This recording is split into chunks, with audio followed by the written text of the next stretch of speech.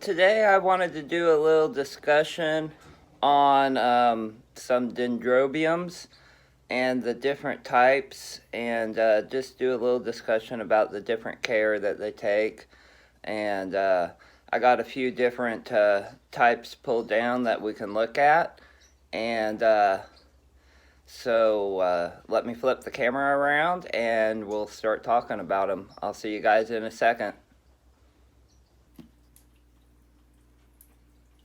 Hey everyone, I'm back. These are the dendrobiums that I wanted to talk about. Like I said, I have different types pulled out. The first type we're going to talk about is Latouria type. They have the different looking canes. They're skinny at the base, and then they grow up into a bulb up towards the leaves. Here's another type.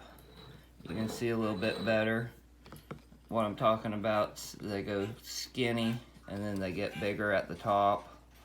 Now these type of orchids, they, well, let me first show you the name. The name of this one is Dendrobium chocolate chip, and this one is Dendrobium chocolate chip too. Well, I guess I got two of those. Okay.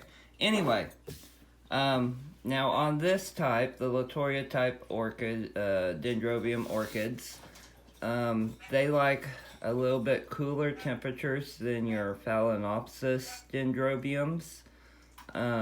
They don't like near as much light as the dendrobiums, Phalaenopsis dendrobiums. They can tolerate just about as much light, but they do better if you pull them another 2 foot away from the window that you have your Dendrobium Phalaenopsis in.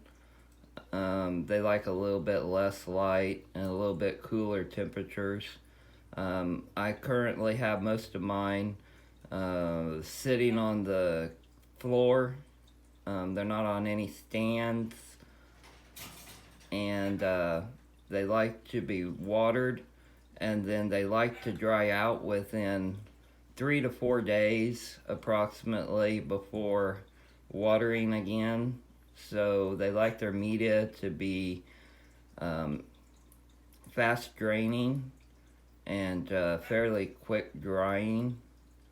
The next type is the Nobile type that I want to talk about, and it's a deciduous orchid, meaning in the wintertime, after the new growth has continued and has formed, the older growth will eventually start to drop its leaves, and you will eventually end up with a bare cane like this.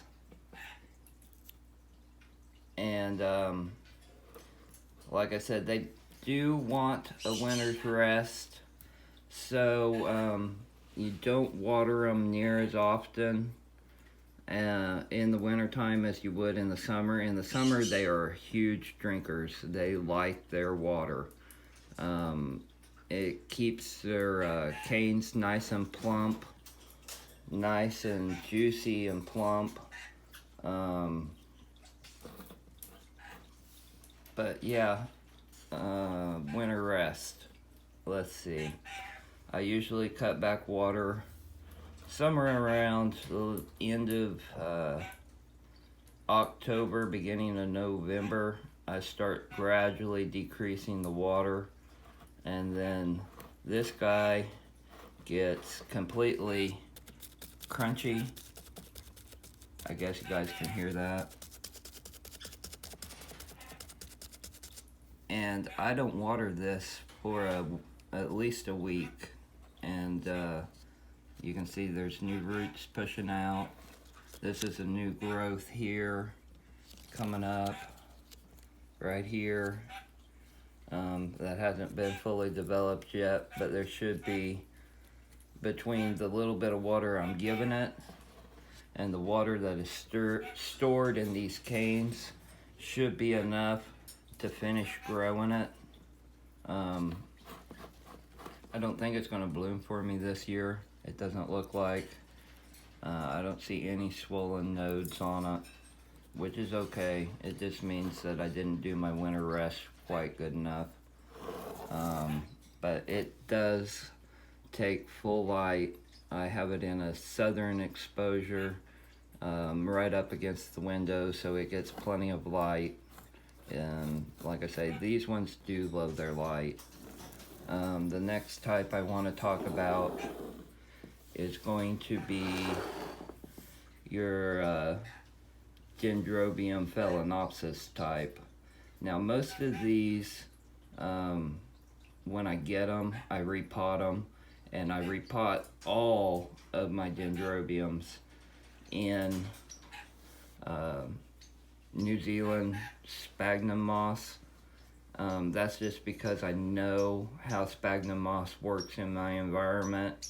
I know how fast it dries out. I know I got kind of a routine going on with the sphagnum moss, so it's working out really well for me. But this one is one that my friend Danny from Danny's Orchid Journey had sent me. And let's see, this one is Dendrobium pumpkin patch, and when she had sent it to me, it was bare root, so I just potted it up in this moss, and pure moss, as you guys can see, and it's grown several new growths for me, and I just love the purple striping on it. But it's doing wonderful. I like to keep these ones moist, and then I let them dry almost dry, but not completely. I don't let the moss get crunchy like I do with the other ones. I water before they get real crunchy. This one is a maybe 2-month-old acquisition that I received, and as you can tell, I haven't repotted it because it's still in bark. But if you look over here, I have this new growth right here. Get the camera right. This new growth right here, and now right down in there, I don't know how well you guys will be able to see that, there's a little nubbin of another new growth, which means when I see this, I can repot it. So this is going to probably get repotted in New Zealand sphagnum moss also, pure New Zealand sphagnum moss. And this one also resides in the south window, right up against the window. It gets as much light as it can. I do have a sheer curtain covering the window, so it doesn't get sunburnt, but it does get full light.